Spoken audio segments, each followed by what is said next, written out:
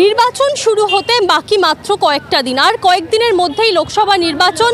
আর এই লোকসভা নির্বাচনের সময় যত এগোচ্ছে প্রার্থীদের কিন্তু একেবারেই নাওয়া খাওয়ার সময় নেই। যেমনটা আমরা দেখতে পাচ্ছি এই মুহূর্তে শ্রীরামপুর লোকসভা কেন্দ্রের প্রার্থী দীপশিতা ধর প্রচারে বেরিয়েছেন। শ্রীরামপুরের বটতলা থেকে শুরু করে এই প্রচার শুরু হয়েছে পদযাত্রার মাধ্যমে। এই মিছিল গিয়ে পৌঁছবে শেওড়াফুলির উদয়ন সিনেমার কাছে এবং সেখানে একটি পথসভা রয়েছে, এই কর্মসূচি রয়েছে। এবং দীপশিতার সঙ্গে যিনি উপস্থিত রয়েছেন তিনি সিপিআইএম পলিট ব্যুরো সদস্য বৃন্দা কারাত। এই দুজনকেই আমরা একসঙ্গে দেখতে পাচ্ছি।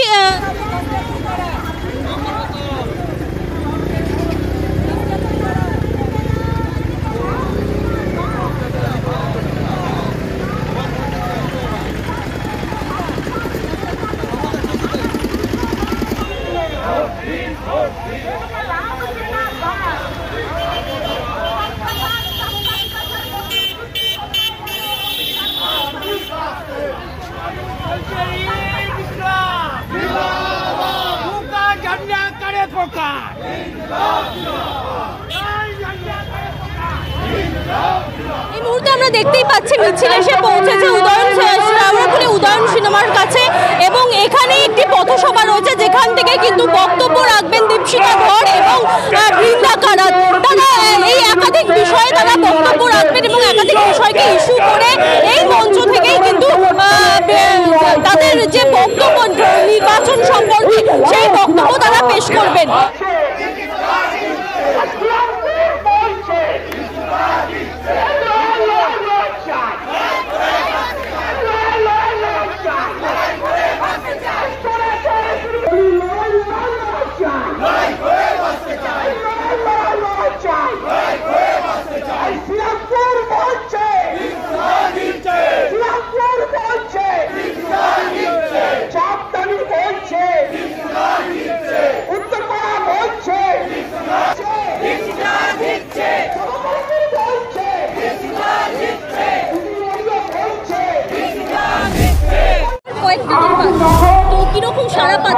আপনারাই দেখছেন এত মানুষ আমাদের মিটিংয়ে আজকে এসেছেন, রাস্তা অলমোস্ট বন্ধ হয়ে গেছে।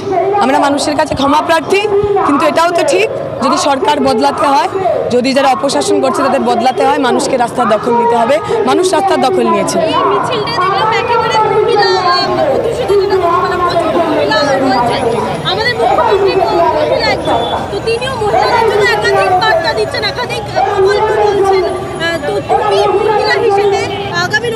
আমরা বলছি, আমরা শুধু প্রকল্পের কথা বলছি না, আমরা শুধু আশ্বাসের কথা বলছি না, আমরা বিকল্পের কথা বলছি। মমতা ব্যানার্জির আমলে নারীদের ওপর নির্যাতন সবচেয়ে বেশি বেড়েছে, তার বিকল্প কি? ঠিক হবে কি করে? শেখ শাহজাহান উত্তম শিবুদের জেলে পূর্ব কি করে? তার বিকল্প আমরা এখানে বলেছি, তার রূপরেখা এখানে আমরা বলেছি। আমরা বলছি শুধু মহিলা হলেই মহিলা দরদি হওয়া যায় না। মহিলা দরদি হওয়ার জন্য মহিলাদের দুঃখ, মহিলাদের যন্ত্রণা সেটা রাজনীতির ঊর্ধ্বে গিয়ে বিশ্বাস করতে হয়, বুঝতে হয়, ফিল করতে হয়। আমরা সেটা করতে পারি, মমতা ব্যানার্জি করতে পারি না। আমাদের ওই ভিডিও নিয়ে কিচ্ছু বলার নেই। 2014 সালে নিরাপদ সর্দার প্রথমবার সন্দেশখালী নিয়ে অভিযোগ তুলেছিলেন, সেই অভিযোগের মধ্যে কোনো অসত্যতা নেই। আজকে তৃণমূল বিজেপি সন্দেশখালীকে ইস্যু বানাতে চাইছে রাজনৈতিক ফায়দা তোলার জন্য। আমাদের কাছে সন্দেশখালীর অত্যাচারিত মা বোন যাদের জমি লুট হয়ে গেল সেই মানুষগুলোর বিচার পাওয়া, ন্যায় পাওয়াটাই একমাত্র ইস্যু, কোনো রাজনীতি এর মধ্যে নেই। ঠিক আছে,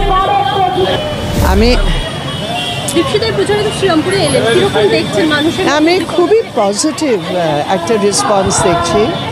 কেন দীপশিতা যেভাবে পুরো ইস্যুগুলোতে রাখছে, আমাদের পার্টির সিদ্ধান্ত, আমাদের পার্টির নীতি, আর তার সাথে সাথে দীপশিতার নিজে যা স্ট্রাগলের একটা এক্সপিরিয়েন্স আছে, যা এত কম বয়সে একটা রোল রয়েছে, সেটা নিশ্চয়ই মানুষকে খুব ইমপ্রেস করেছে। আর মানুষ এর মধ্যে একটা বিশ্বাস উঠেছে কি এবারে ভোটের লুট আর এই ভোটের যা টাকা ফাঁকা এইসব যা খরচ হয় সেটা মোকাবিলা করে এবার এরা, আমার মনে হয় দীপশিতার জন্য ভোট হবে, দীপশিতা জিতবে। আমার সবাই প্রশ্ন করছে কল্যাণ কার জন্য কল্যাণ করেছে, এটা একটা most important question. मतलब who is Kalyan and whose Kalyan has happened? मतलब किसका कल्याण हुआ? यहाँ के लोगों का तो कल्याण नहीं हुआ ना। यहाँ महिलाएं इतने परेशान हैं। अब कुछ दिन पहले यहाँ एक 7 साल की बच्ची के साथ बलात्कार हुआ, रेप हुआ। আর টিএমসি যা উকিল আছে আমি শুনেছি ওরা তার মেয়ের মাকে বাধা দিয়েছে কি তোমরা এফআইআর লজ করবে, এরকম জঙ্গল রাজ এখানে আছে। তো সেই জন্য মানুষ পরিবর্তন চায়। আর শ্রীরামপুরে আমি কনফিডেন্ট কি দীপশিতা জিতবে। দীপশিতাকে একাধিকবার ব্যক্তিগত আক্রমণ করছেন তারই প্রতিপক্ষ কল্যাণ বন্দ্যোপাধ্যায়, সে বিষয়ে কি বলবেন? শোনো, এত কুৎসিত ভাষা, তার মানে ডেসপারেট হয়ে গেছে লোকটা। মতলব ওর কি বয়স, আর ও বয়সে একটা যুবতীকে কোন চোখে দেখে, ওর কালচারটা কি আমি জানি না। ন্যাচারালি ওয়েস্ট বেঙ্গলের কালচার নয়, ও যা কালচারে বড় হয়েছে টিএমসি পলিটিক্যাল কালচার, সেই পলিটিক্যাল কালচার সে ভাষা, যে পলিটিক্যাল কালচার পলিটিক্যাল ভাষা ব্যবহার করবে সেটা করবে। ও মেয়েদের কোনো ইজ্জত করে কি? ওদের একটা এমপি বলেছে সিপিএম যারা মেয়েরা করে ওদেরকে রেপ হবে, এটা তো বলেছে, এটা তো পরিষ্কার, তো পাবলিক স্টেটমেন্ট।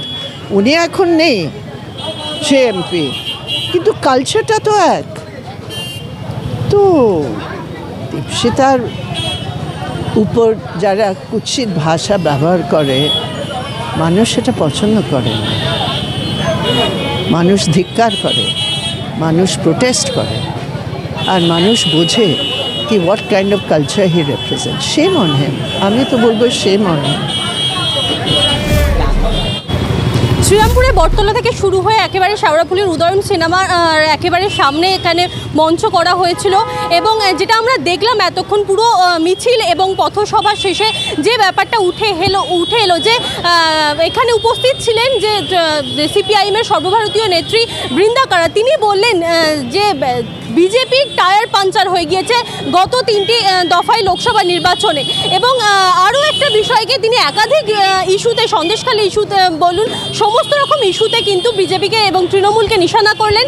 একই মঞ্চ থেকে দীপশিতা ধরো সন্দেশখালী ইস্যুকে কেন্দ্র করে শুভেন্দু অধিকারীকে নিশানা করলেন, আমরা যেটা দেখলাম। এবং এই মিছিল প্রসঙ্গে আরও একটা বিষয় যেটা বলা, এখানে কিন্তু মহিলাদের একটা বিশাল উপস্থিতি লক্ষ্য করা গেল গোটা মিছিল জুড়ে, এবং প্রায় কয়েকশো মহিলা এই মিছিলে অংশ নিয়েছিলেন, গোটা মিছিল জুড়ে হাঁটলেন, এবং আমরা এই পথসভার এসে উপস্থিত হয়েছিলেন এবং সমস্ত বক্তব্য শুনলেন। আপনারা কি বলবেন এই বিষয়ে আমাদের কমেন্ট করে জানান, এবং নির্বাচনের আরও খবর জানতে নজর রাখুন ডিএনএন বাংলায়। ডিএনএন বাংলা, সবার মনে সবার ফোনে।